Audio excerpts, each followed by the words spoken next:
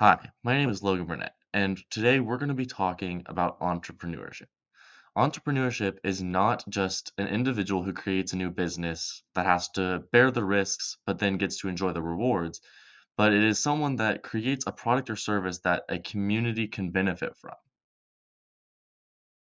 The founder of Flickr, Katrina Fake, once said that the most successful entrepreneurs that she knows are optimistic. It's part of the job description, she says. This is very important to remember when starting your own business because it can be a very hard endeavor, and without hope that your business will succeed, you will not be able to get it off the ground and it will probably fail. But let's start with a little bit about me first. From a young age, I was always trying to become my own entrepreneur. I was starting lemonade stands, selling toys that I wouldn't play with anymore. I even mowed the lawns when I got old enough, shoveled driveways. I would be doing anything to try to create business opportunities for myself, even if they didn't work out. And I think that's one of the reasons that I was so excited to take this class is because I have had a good entrepreneurial mindset my entire life. And it's just something that I've always been interested in, being able to have my own business, not work for anyone else, but you are the boss and you get to create your own hours and you get to create what your business does.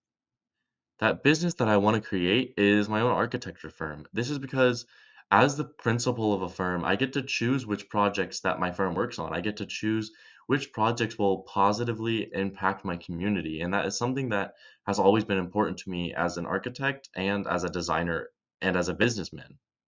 And that's the best thing about being an entrepreneur is that it's your choice which projects your business will take on, who works for you, who gets to help you pursue this passion of yours to make it into a full-fledged business, not just some little startup, but a an actual idea that you can decide to do because it's your passion, it's your project, it's something that you can take with you no matter where you are in the world because you can make connections and meet new people that will want to help you with this business no matter where you are because people will always want to help if your business has a good idea and a good goal behind it. Now, this brings us to the types of entrepreneurs.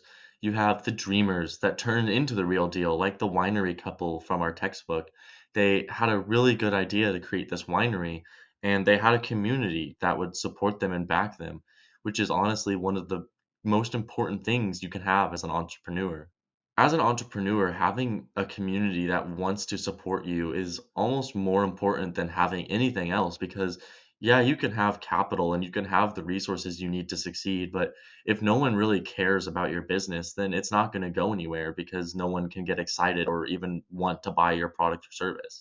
And this is where the 5 stages of entrepreneurship really come into play. I can think back to the first round of pitches when my group and I, we were really struggling to come up with a unique idea that Manhattan could benefit from until it hit us that we just needed to go out into the community and figure out what they needed. And that's where design thinking comes in. It's the idea that you can go out and just listen and observe people, understand what they want, and have the desire to create a real change.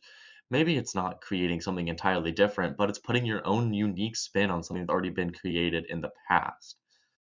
That's where a good business model can really come into play and ensure your company's success. It's not only a company's plan for making profit, but it's also a company's plan for social missions, which I'll come back to later in this video, or it's a company's model for getting customers, keeping customers, and this can all relate back to the business plan. Now, having a business plan to go with your unique business model is essential in your success. It not only outlines your goals for the business, but it also outlines how you're going to compete with your competitors, how your marketing will compare, how the innovation can be better than theirs, how your performance will make people want to come to your business rather than theirs. This doesn't have to be the prettiest process. A lot of famous entrepreneurs start with just a good idea in their garage. Specifically, we talked about Walt Disney in class and how, as long as all of the factors come together, it's more about the entrepreneurial mindset that will make your business successful.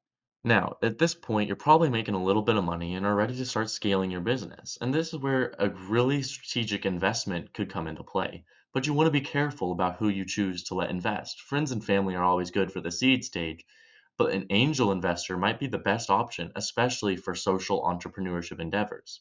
As an architect student and future social entrepreneur, I really want to create an idea that will solve problems in the communities that I'm building buildings in, whether it be providing places for people to sleep if they don't have a home, or if it's building public parks that people can really enjoy, not just big office buildings that only the corporate can enjoy. Not only do I want to be a social entrepreneur, I want to have that through a Christian perspective, meaning that I really want to design places to give back to my community that they can go to find salvation. And it's not just another office building or another church. It's a place that people can really go to learn, to be saved.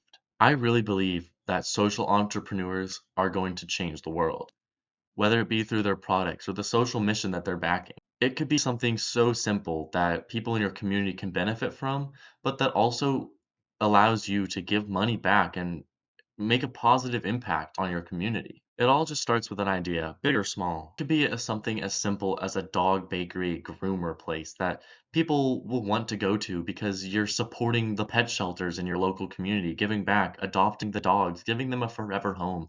As long as it's something that people can get behind, there will be support for you. Overall, I think the biggest takeaway for me for this class has been having a good entrepreneurial mindset. And not only an entrepreneurial mindset, you want to have a growth mindset as well so that your business does not get stuck or stagnant. Thank you so much for watching. This has been me signing out.